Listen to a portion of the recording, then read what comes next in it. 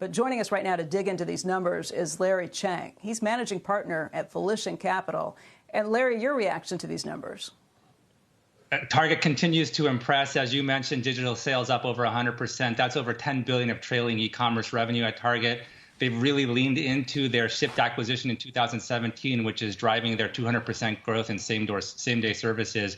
But all of that is helping to drive margins at the same time because it's 40% cheaper to pick and pack from a store than a distribution center, and obviously 90% cheaper to do in-store pickup than to ship from a fulfillment center.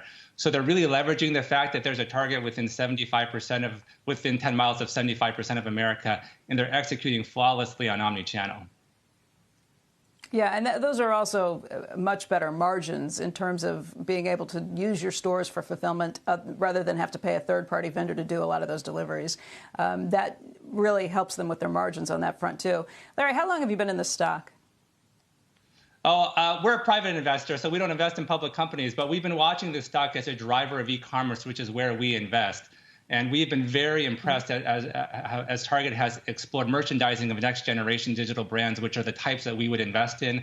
So they were early in Dollar Shave, early in Harry's. They've supported a number of female-founded beauty brands like Miel and Winky Lux. And so those types of brands have been scaling aggressively. It's where the next-generation consumer wants to buy. They've also done a great job in private label.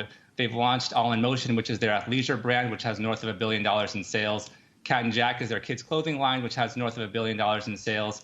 And then, as you may know, in November, they announced that they're going to have 100 Ulta stores inside their store. So when you look at the broad list of where they can execute on merchandising, they've executed on new brands and emerging brands. They've executed on private label and in-store experiences like Ulta. And that's combined with their omnichannel has led to just broad, strong performance.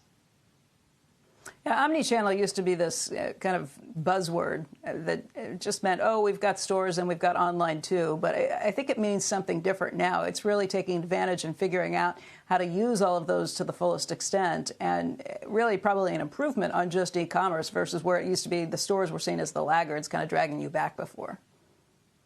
Target is really redefining what it means to be a one-stop shop. That used to be a narrower term, but now it's really got breadth to it. You can go to Target and get fashion, food, household essentials, household goods.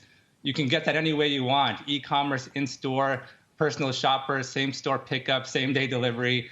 You can get elevated brands and premium brands next to mass brands. You can get next-generation brands next to incumbent brands. And in the COVID times, you really want a one-stop shop. You want to get it the way you want it, and you want everything that you want from one store, and Target's really done that well. I guess the big question is, how have consumers' habits changed over this period of the pandemic and the lockdown? What's going to happen as people really get back out there? And look, there are a lot of places in the country where it has not been as clearly shut down, but Target has benefited from anybody who's doing it, no matter where you are. How do those trends change, let's say, in the next 6 months? And what would you be watching to see if there's an impact that's either positive or negative on Target?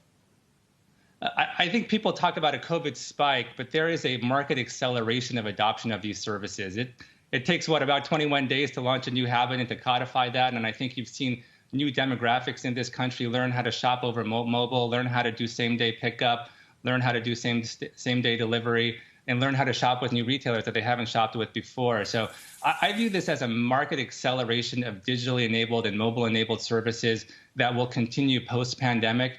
And of course, they're going to get just a driver of just in-store sales as people come out and shop even more. So I don't expect this withdrawal from retail or withdrawal from places like Target once the pandemic subsides.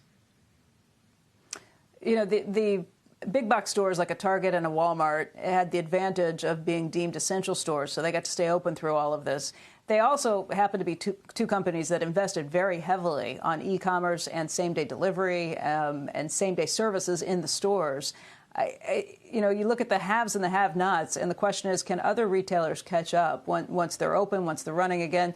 This is not cheap. It requires some deep investments. And by the way, these two companies have been doing it for a long time before the pandemic came along. Can you catch up at this point?